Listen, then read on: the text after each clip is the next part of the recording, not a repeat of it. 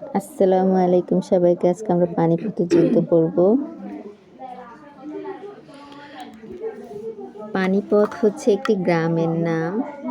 ভারতের দিল্লি থেকে 90 কিলোমিটার উত্তরে যমুনা নদীর তীরে পানিপথ গ্রামটি অবস্থিত। আমরা মনে করছি এটা পানির স্থান, সেজন্য এটা পানিপথ বলা হয়, কিন্তু এটা একটি গ্রামের নাম।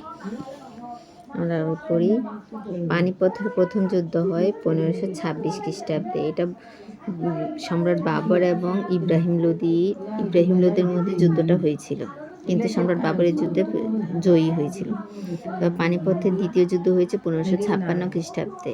এটা বৈরাম খাঁ এবং হিমুর মধ্যে হয়েছিল। বৈরাম খাঁ এই যুদ্ধে জয়ী হয়েছিলেন।